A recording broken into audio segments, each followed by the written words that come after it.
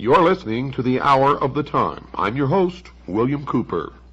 The fable of Isis and Osiris, as it has descended to us in the account given by Plutarch, has not been greatly amplified by any modern research. The Egyptian fragments, which have been translated in recent years, offer no complete account of the birth, life, death, and resurrection of Osiris, nor has any new key been found to unlock this great drama, which may well be termed the Passion Play of Egypt. It is not our intention to perpetuate Plutarch's account merely for its outward appearance, but rather from the same motive that inspired Synesius, Platonic philosopher and Christian bishop, to compile his account of the same fabulous history. Synesius, in his treatise on Providence, and you hear that word a lot in the secret societies and especially in Freemasonry, thus introduces the Osirian myth. Quote, "This fable is Egyptian. The Egyptians transcend in wisdom. Perhaps, therefore, this also being a fable, obscurely signifies something more than a fable, because it is Egyptian. If, however, it is not a fable, but a sacred discourse, it will deserve in a still greater degree to be told and committed to writing." Unquote. In presenting a summary of Plutarch's account, I am omitting nothing which could in any way be regarded as relevant. I am taking the liberty, however, of somewhat expanding the fable by incorporating therein some small fragments derived from other Greek writers, and occasionally a few words bearing upon the account from fragments of Egyptian religious literature. The story, then, is in substance as follows. The goddess Nut, whom Plutarch identifies with Rhea, was the daughter of Shu and Tefnut. She is the wife of Seb, also known as Saturn, and the mother of Ra, or Helios, also known as the sun. Now, if we're to trust Plutarch, she afterwards becomes the wife of Ra, or the sun. Nut is unfaithful to Ra, who, discovering that she is with child by Seb, pronounces a curse upon her that she should not be delivered of her progeny in any month or year. Thoth, which is Hermes or Mercury, who is also in love with Nut, comes to her assistance with a stratagem. He plays at tables with the moon goddess, Selene, and wins from her the 70th part of each of her illuminations. And joining these parts together, he forms of them 5 days, which he adds to the calendar. Previous to that time, the Egyptian year consisted of 360 days, the exact number of degrees in a circle. Now, these 5 days being not part of any month or year, Ra was outwitted. You see, because upon these days Nut brought forth her 5 children at different times in different places. Upon the first of these days she brought forth Osiris, and the place of his birth, according to Diodorus, was Mount Nisa in Arabia, the Happy. Mount Nisa is now Mount Sinai, folks. At the moment of the birth of Osiris, a voice sounded throughout the world, saying, quote, "The Lord of all the earth is born," unquote. On the second day, Nut gave birth to Eroris, the elder Horus. On the third day, Typhon or Set. On the fourth day, Isis, and on the fifth and last day, Nephthys.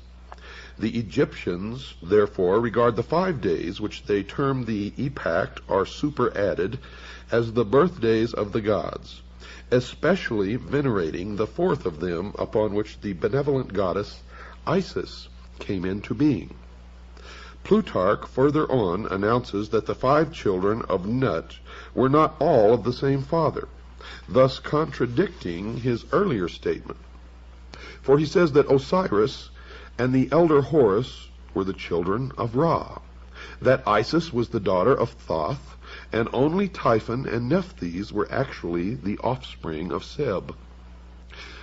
There is another, and even more recondite legend regarding the elder Horus, which denies him the fathership of Ra, declaring him to be the offspring of Osiris and Isis, while they were still in the womb of Nut. Now these accounts we shall consider later. Osiris was given to Pamela to be educated, and having come to the years of majority, became the king of Egypt. In this high capacity, Osiris applied himself to the civilizing of his nation, turning the Egyptians from their previously indigent and barbarous course of life to a happy and community existence. He taught them agriculture, compiled for them a body of laws for the regulation of conduct, instructed them in the reverencing and worship of the gods, thus establishing Egypt in all the essentials of truth, according to the legend. Now, having brought his own nation to prosperity and enlightenment, Osiris traveled over the rest of the world, converting peoples to his disciplines, not by force, but the persuasion of reason. Osiris was accompanied on this journey by a procession of nymphs and other superphysical beings who filled the air with music and song. In the meantime, Typhon, brother or half-brother of Osiris, had ambition to usurp the throne, but the vigilant Isis, sister wife of Osiris, was too watchful. Typhon, however, having persuaded 72 other persons to join him in his conspiracy, with the aid of a certain queen in Ethiopia named Aso, perfected a plot against Osiris. He fashioned a chest exactly to the measurement of the body of Osiris, which chest he caused to be brought into the banquet hall, where the princes of Egypt were feasting their king's return. Typhon, simulating jest, promised this elaborately ornamented box to the one whose body, upon trial, most nearly fitted it. Now each of the princes in turn lay down in the box, but each was too short or too tall, until last of all Osiris himself lay down in it. Immediately the 72 conspirators rushed to the box, clamped the cover upon it, fastened it with nails, and poured melted lead over all the cracks and crevices. After this, they carried the chest to the bank of the Nile and cast it into the river where it joins the sea. Now this evil deed was executed upon the 17th day of the Egyptian month of Athir, when the sun was in Scorpio. According to some, it was in the 28th year of the reign of Osiris, and to others in the 28th year of his life. Now try to remember these numbers. If you can't, jot them down, but these numbers will crop up again and again and again. Scorpio crops up, 17 crops up, 28 crops up, and many other numbers, and they all have significance in the mystery religion of Babylon, the secret societies, and to the guardians of the secrets of the ages. As soon as Isis received word of this crime, she cut off one of the locks of her hair and put on the mourning apparel of widowhood, for which reason the spot where she did this was afterwards called Coptos. That's Coptos, or the city of mourning. After donning the widow's weeds, Isis set forth in search of her husband's body and wandered about all Europe, wandered about all Egypt, asking all with whom she came in contact. You see, I may be back here in the United States, but a lot of my thoughts, folks, are still in Europe. Finally, some children who had been at play told Isis that they had seen the accomplices of Typhon carrying the chest to the Nile.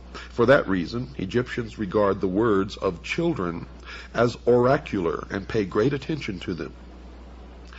While Isis was searching for her husband's body, She learned that Nephthys, her sister, had by magic insinuated herself into the presence of Osiris before his death, and in the guise of Isis had conceived a son from him.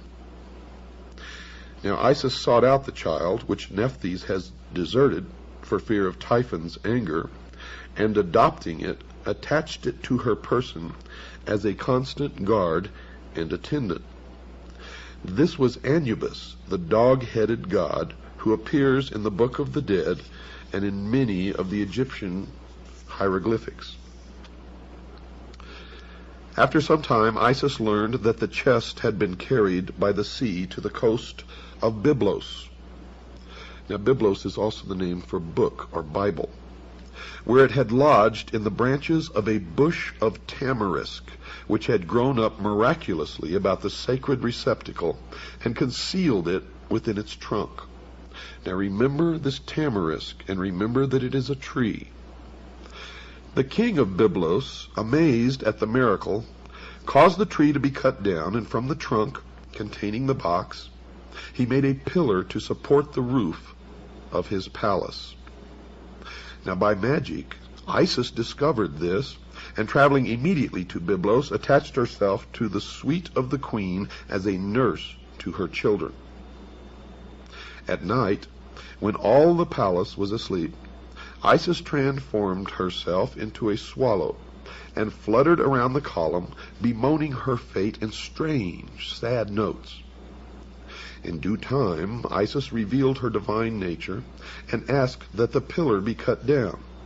Taking therefrom the chest, she departed with it into a desert place where she performed certain magical rites by which the body of Osiris was temporarily animated. And by this animation she received from Osiris a son who is called the younger Horus, the child who was conceived of the dead. Now there is some confusion in the account at this point. Plutarch says that Isis left the body of Osiris temporarily to visit her son Horus, just mentioned, but the context of the fable would rather call for her departure to a secluded place where the child could be born without the knowledge of Typhon, who certainly would have destroyed him. Isis hid the chest in a remote and unfrequented place, but Typhon, hunting one night by the light of the moon, chanced upon it. Knowing its contents, and realizing Isis to be proficient in magic, he resolved to thwart her purposes, and tearing the body into 14 parts, he scattered them over Egypt. Now remember, 14 parts. Folks, don't forget that. From the inscriptions on the Metternich stele, it seems that Set must have imprisoned Isis and her son Horus. The goddess is made to say, quote, "I am Isis, and I came forth from the house wherein my brother Set had placed me," unquote. Thoth, the prince of law, again came to her assistance and aided Isis to escape from the house. Was it really a prison? Or was it really the house of Set? Thoth also at this time prophesied that Horus would sit upon the throne of his father and rule the double empire of Egypt. Upon the advice of Thoth, Isis hides the child in a papyrus swamp, thus saving him from the wrath of Set. Isis returning, having left her son at Butos, and fashioning a magical boat out of papyrus, traversed the whole of the empire. As she met with the scattered parts of her husband, she buried each one separately. First, however, encasing it in a magical mummy composed of wax, incense, and grain seed. She finally recovered all of the parts of Osiris except the phallus, or the penis, which had been thrown into the river and devoured by 3 fishes. This organ Isis reproduced in gold. Remember this also. Remember the 3 fishes, for they represent ignorance, superstition, and fear. They also represent the church, the state, and the mob. And remember that Isis reproduced this member, this organ, in gold, and having performed all of the ceremonies necessary to ensure the life of Osiris in the underworld, she returned to her son Horus, and by the theurgic arts, of which she was mistress, saved him from death, from the stings of scorpions. Horus, having grown to man's estate, and having received from his mother the tradition of his father's murder, longed to avenge the evil deed. Osiris appeared to his son in a vision, instructing him in the means by which he could overcome the hosts of Typhon. Now we are led to infer that Horus gathered about him an army which, meeting the hosts of Typhon, battled with them for many days, achieving victory. Typhon, according to the legend, was taken prisoner and turned over to the custody of Isis. Now Isis, being his sister, could not bring herself to put him to death, but set him at liberty, which so incensed Horus that he laid hands upon his mother and removed from her head the insignia of royalty. Thereupon Thoth gave her a new helmet, made in the shape of an ox's head. Typhon next accused Horus of illegitimacy, but Thoth proves his royal descent. Typhon again goes into battle against Horus. In fact, 2 battles are mentioned, in both of which Typhon is worsted. And Horus regains the kingdom of his father and is regarded, to at least a certain degree, as the actual reincarnation of Osiris. So here you've had a death and a resurrection. After its resurrection in the underworld, the shade of Osiris visits Isis, and in consequence thereof, she gives birth to another son, as it were, by a Holy Ghost, for she knew no living man. This child is called Harpocrates, and Plutarch says of him that he, quote, came into the world before his time and lame in his lower limbs, unquote. Harpocrates is usually depicted as a nude figure, his head adorned with a single curling lock of hair on the right side, this being with the Egyptians a symbol of youth or adolescence. He is sometimes depicted with an elaborate plumed headdress or wearing the double crown of the northern and southern empires. His finger is placed to his lips, which Plutarch interprets as a gesture symbolic of his childish and helpless state. The Greeks and Romans, however, considered this gesture to be a symbol for silence or secrecy, and from this has arisen the custom of placing the finger to the lips as a motion for quietness and secrecy, and we do it today.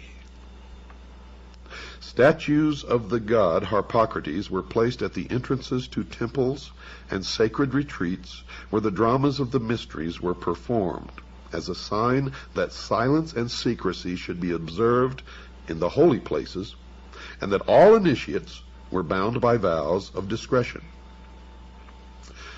Harpocrates is also sometimes shown standing, and at other times he is depicted seated on the blossom of a lotus, just like Buddha.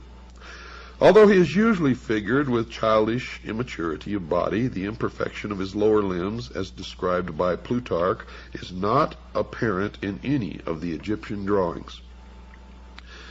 It therefore seems that the statements concerning this deformity should be more carefully examined. Samuel Squire, whose translation of Plutarch's Isis and Osiris, made in 1744, is still the most often quoted by Egyptologists. Well, he states definitely, quote, lame in his lower limbs. G.R.S. Mead translated the same essay much later and gives a slightly different rendering of Plutarch's words. Mr. Mead says, quote, weak in his limbs from below upwards, unquote. This difference in wording, though slight, may have an unexpected significance. You see, there's some general information contained in Synesius's treatise on Providence that should be included in this Osirian epic. Synesius is of the opinion that Osiris should be regarded as an historical king, whose father, transcending in wisdom, instructed his benevolent son in all the secrets of the divine science of government. Synesius is moved to this conclusion by a desire to keep all speculation within the sphere of the reasonable. The Platonist bishop seems to have derived much of his account from origins foreign to Plutarch's treatise, or possibly he interpreted differently the restrictions imposed by his vows. Synesius, a prudent and conscientious author, wary of myths and fables, and exhibiting a truly Platonic conservativeness in his handling of subject matter, yet Synesius was beyond question a deeply religious philosopher, and an initiate of pagan mysteries prior to his conversion to the Christian faith, and therefore may have hidden the true meaning of the fable. Thomas Taylor is of the mind that the treatise on Providence was written while Synesius was still a votary of pagan mysteries. Now, if so, the writing is unbiased and trustworthy and presents a fair picture of the mystical traditions of the Egyptians interpreted in terms of Platonic metaphysics, but only the exoteric would be allowed to be seen by the profane. Synesius inserts into his narrative a considerable description of the various character of Osiris, which he sharply contrasts with the vice-ridden nature of Typhon. He also explains in detail the process of election by which Osiris came to the throne of Egypt. The electional ceremony, as described by Synesius, is evidently itself a fragment from some secret ritual relating to the installation of a hierophant of the mysteries. Next, Osiris receives from his father an elaborate dissertation in the Platonic temper concerning the relative power of good and evil, in which he is fully warned against the machinations of Typhon. Possibly the most important sentence in Synesius's treatise occurs during this dissertation. The father of Osiris is made to say to his son, quote, "You also have been initiated in those mysteries in which there are two pair of eyes, and it is requisite that the pair which are beneath should be closed, when the pair that are above them perceive, and when the pair above are closed, those which are beneath should be opened," unquote. Now, these words unquestionably have an arcane meaning and are incorporated into the narrative that the true significance of the whole Osirian cycle might not be entirely obscured. And I can tell you that the meaning, folks, is that the eyes above are the exoteric meant for the outer world, for the profane, and the eyes below are the esoteric meant for the initiate, the adept, the priest of the mystery schools only.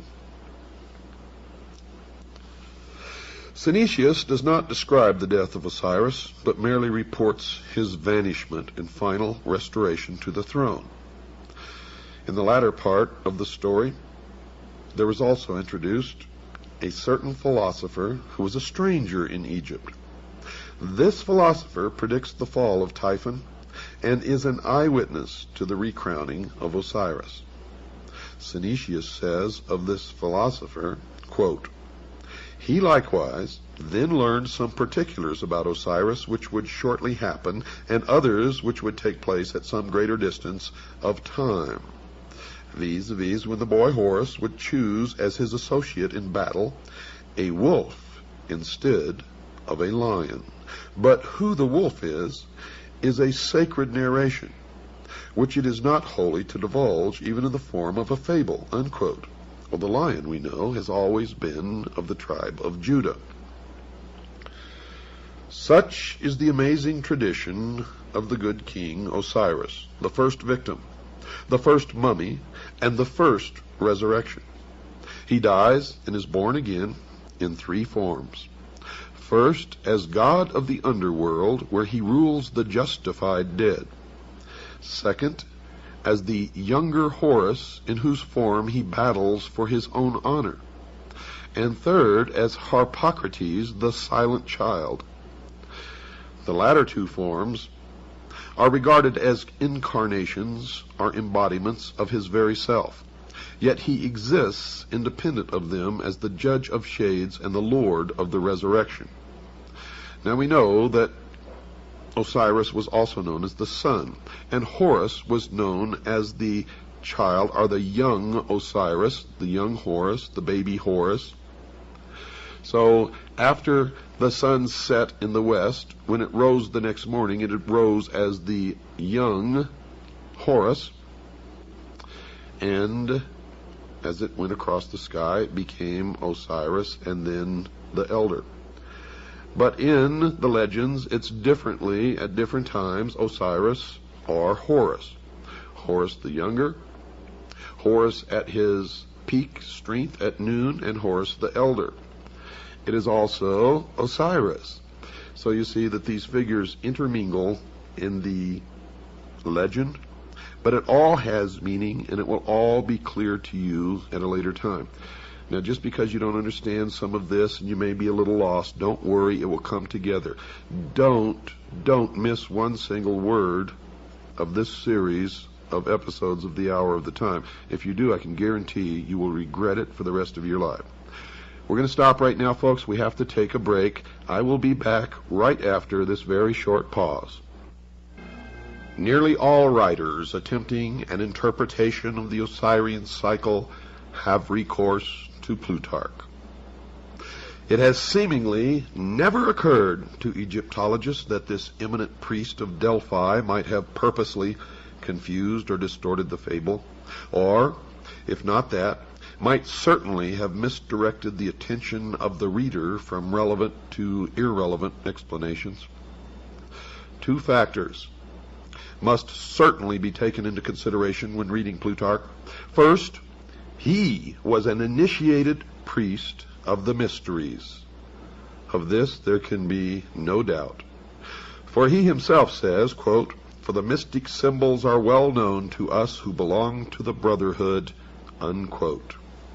And in those days it was known as the Brotherhood of the Snake, and those who possessed the knowledge of the secrets of the ages wore the symbol of the snake on their headdress. And in the Egyptian hieroglyphics, you can see the members of the mystery religion of Babylon in the hieroglyphics as they wore the snake on the front of their forehead. It should be evident to everybody that as an initiate, Plutarch would not have unveiled the secret meaning of the Osirian myth, and I found that to be absolutely true. No man of his priestly station or philosophic mind who so greatly venerated the gods as to attach himself to their service would have been guilty of the impiety of profaning their mysteries, and he would not have violated his oath of secrecy. Furthermore, had his treatise actually exposed any of the secrets of the rites, he would most probably have perished miserably, or at least been publicly disgraced. These evils not descending upon him, we must suppose that his book was regarded as harmless, and for our purpose, therefore, at least not directly informative. The second factor which gravitates against the likelihood of Plutarch's interpretations being correct is the condition of Egyptian metaphysics in the 1st century after Christ. If, as Budge maintains, the Egyptians themselves were unaware of the meaning of the word Osiris long prior to the Christian era, into what decay had the old rites fallen even prior to the Ptolemaic period? Now, Pluto based his accounts upon popular traditions. They were most certainly inaccurate, and it is not impossible that even the priests themselves were for the most part ignorant of the origins of their doctrine. It should not be inferred, folks, from the general literature available concerning this Osirian cycle and the mysteries, that all of the priests were themselves initiates of a high order. Only a small part of them ever actually received the greater secrets of their order. For the rest, rite and ritual suffered. And it's the same today.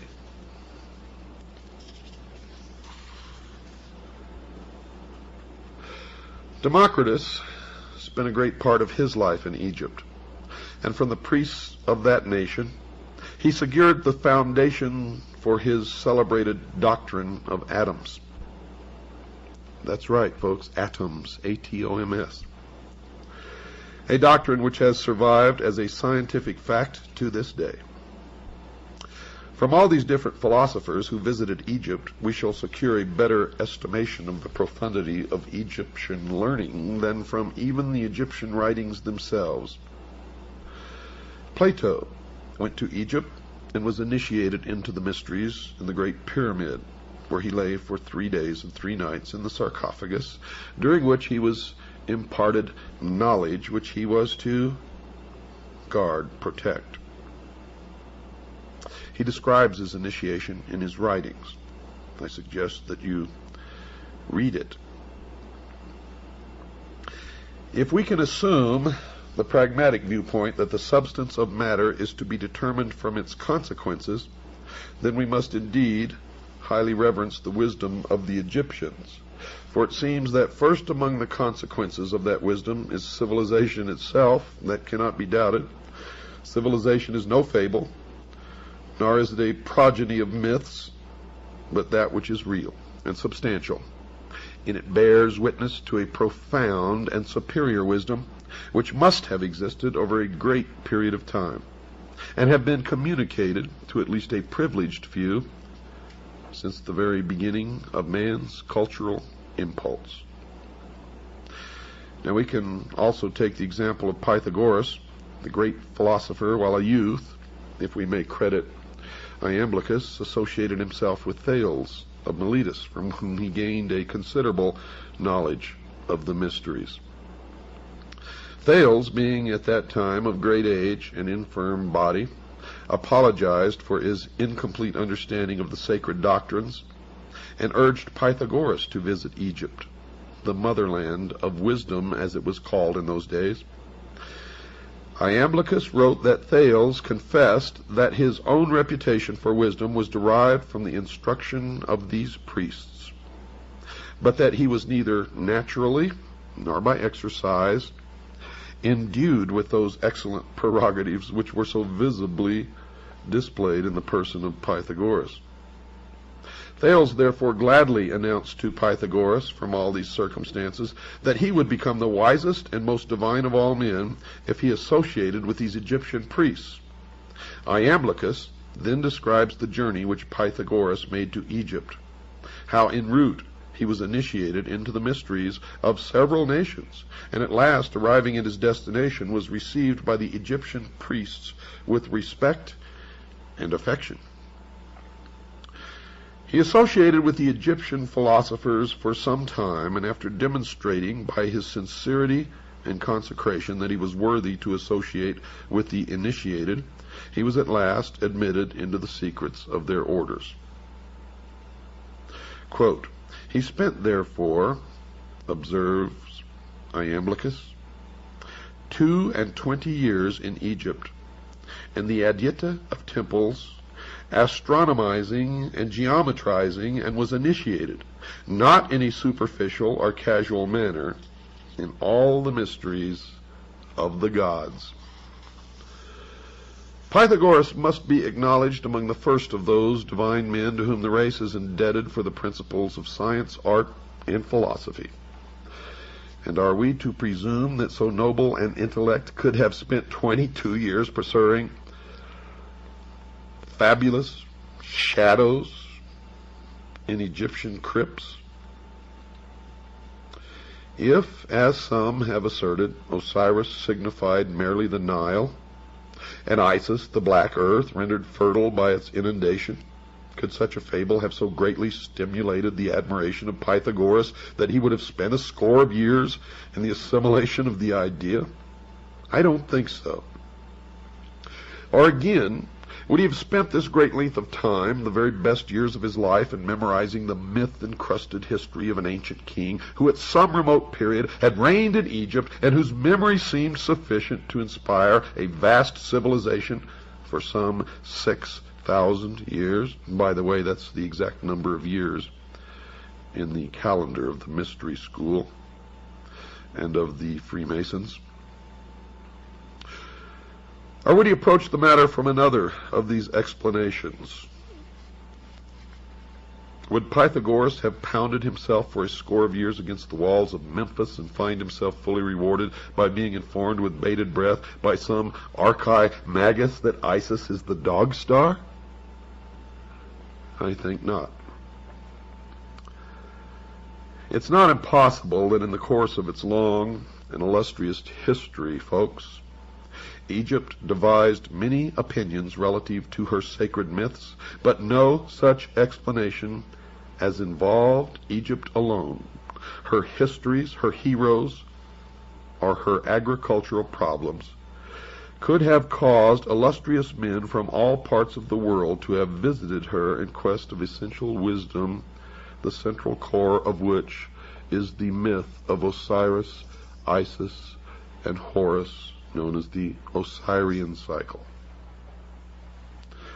The Nile meant nothing to the Greeks, who cared little whether it rose or fell. The sneezing you hear in the background is my dog Sugar Bear, who always accompanies me into the studio to do these programs. Not Egypt, but the Umbos of Delphi was the center of their universe in Greece, and local fables derived from Egypt's 42 gnomes could never have won for the double empire its illustrious reputation as patron of all learning, human and divine. So we must look deeper. And look deeper we did, folks, and what we found is amazing. For we found that Osiris and Isis and Horus were not ever have meant to be, nor were they ever real people or real gods or spacemen who came from some other world. Not at all. As we have found in our research, and as I have found in my over 20-some-odd years of research into the mystery schools, they are like all the other symbols of the mystery religion. For the public, for the profane, they are the exoteric, and you may make of them what you wish. The adepts, the initiates, the priests, they don't care what interpretation you give the exoteric meaning. And the esoteric is so entirely different from what you may suspect that the answer will surprise you. You see, we cannot be deceived by the obvious, and you can never be deceived by the obvious, or even consider the obvious when looking at any of the mystery religions or the secret doctrine. And we cannot allow ourselves to be misdirected by the evident subterfuges, the deceptions of these ancient priests, who so carefully concealed their arcana from the uninitiated world that we, at this late time, may even doubt its existence. Yet now, today, it is thriving to the point that it controls all levels of our society, military, and government. The ignorant, the sheeple, even among the Egyptians, might derive their inspiration from the processionals and rituals of the state religion, but that's just for the sheeple. For those great philosophers who came from afar were in search of the highest form of human knowledge, the ancient arts, the secrets of the ages, and could not be satisfied by such outer show.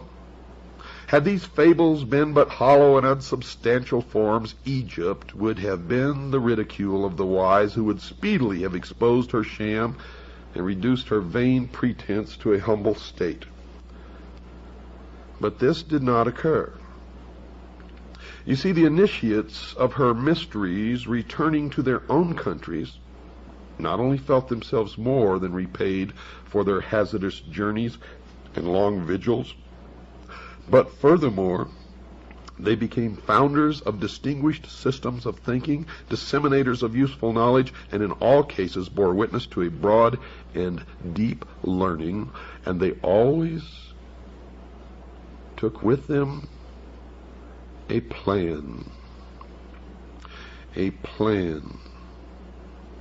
for the unfoldment of a world utopian government, which plan still exists today and is still being carried out in secret as the completion of the great work.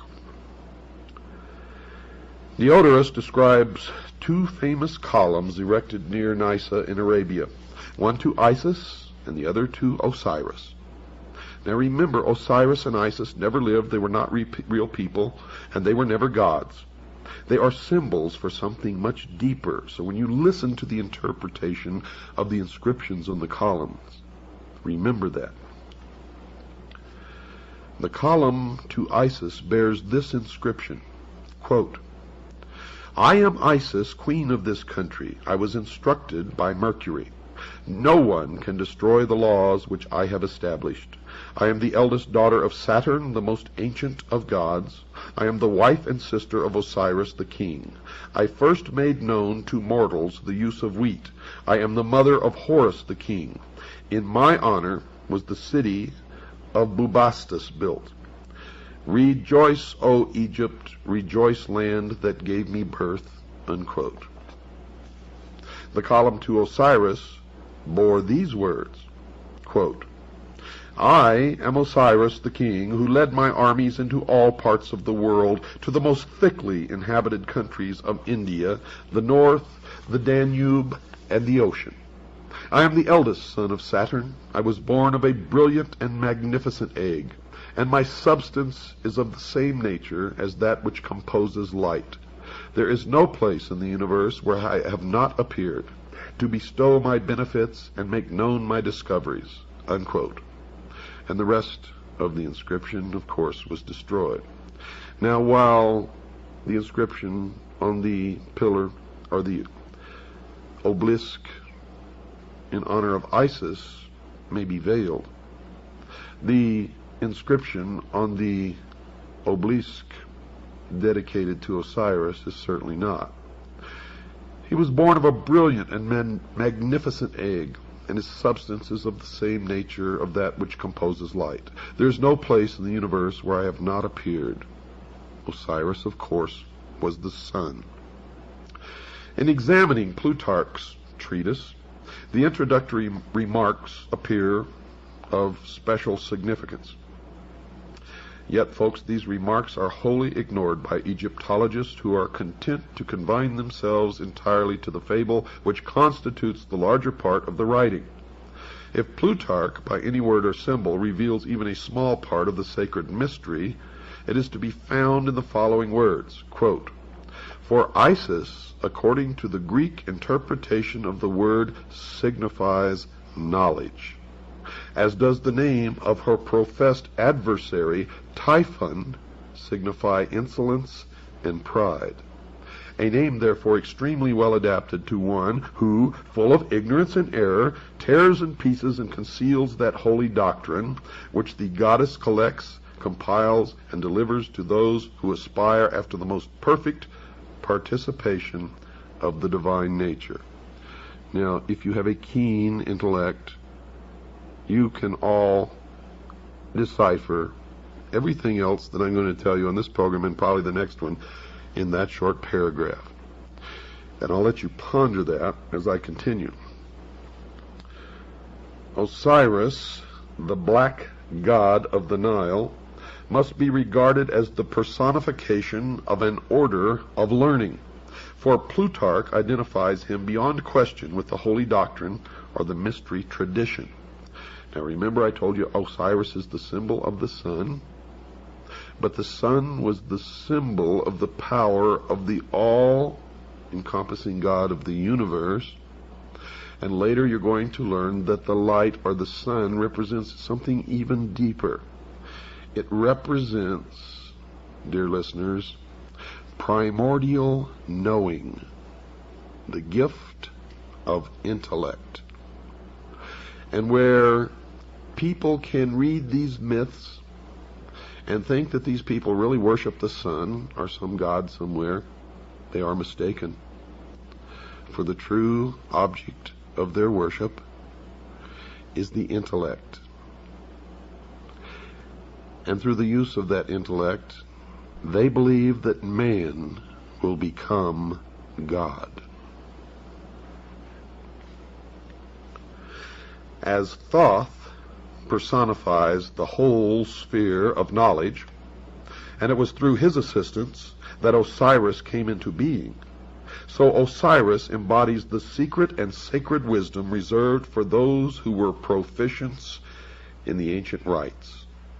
Unquestionably, Osiris was later confused with other members of that vast pantheon of divinities which developed in the decadent period of Egyptian religious culture.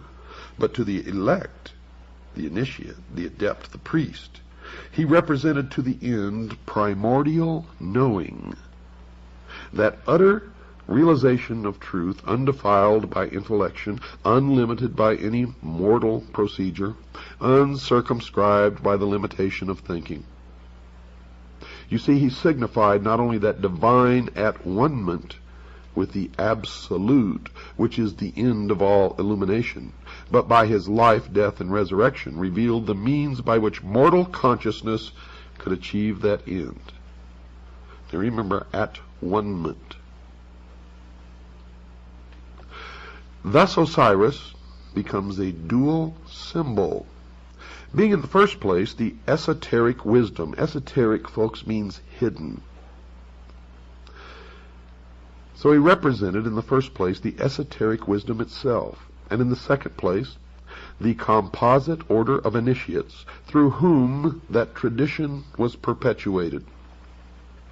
And now we begin to strip the veil from the mysteries. The personality of Osiris thus typifies the institution erected by the ancients to perpetuate the deathless truths of the soul. The living head was crowned with the plumes of wisdom and power. The hands bore the scepters of the three worlds, but the body was bound with the mummy wrappings of the dead. Here we find spirit, the living head, bound incongruously to matter, the mummified body. The soul was imprisoned in the narrow bonds of flesh. And one thing, through my research, is certain. Osiris represented the secret doctrine prior to that time when the omnific word, or the lost word of Freemasonry, was lost. Osiris is the first of the 5 children of Nut. And here you begin to part some more veils behind which the mystery resides. He therefore corresponds with the first of the 5 divine kings of China and the 5 exoterically known Dhyana Buddhas of Lamaism. The 5 children of Nut are the 5 continents which have appeared upon the earth, and the 5 races which have populated these continents. Osiris is the primitive revelation of the first race. But as Isis was born upon the 4th day, we find this tradition coming into Egypt through the Atlantean mystery school of which Isis is the symbol, and you will find at the base of all of these things Atlantis.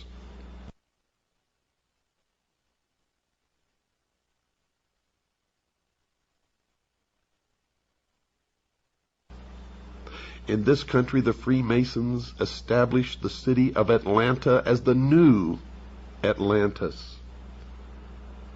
And all of this will come together for you. It took me many years of study deep into the night and trying to discuss this with other people who had no idea what I was talking about. So most of it was put together in loneliness late at night. And then when I established my organization known as the Citizens Agency for Joint Intelligence, many others began to help and furnish furnish bits and pieces of information. And we have succeeded, folks, in infiltrating the lodge. We have members in the lodge who feed us information constantly. Members whom we taught how to take an oath so that the oath of Freemasonry would not be binding upon them. You have to play sometimes by the rules of the enemy in order to beat the enemy. And we are beating the enemy now. From the reign of Osiris, we glean the following philosophical history. They believed that there was a time, the Golden Age, when truth and wisdom ruled the earth, and this aristocracy of wisdom was a benevolent despotism, and that's what they want to reestablish. Benevolent to who? That's the question. In which men were led to a nobler state of being by the firm, kindly hand of the enlightened sage. This was the divine dynasty of the mythological priest-kings who were qualified to govern humanity by virtue, not only temporal, but by divine attributes. Through his priests, Osiris, representative of the hidden tradition, ruled the entire world by virtue of the perfection resident in that tradition. Don't miss tomorrow night, folks. You have not even begun your journey. Good night. And God bless each and every one of you.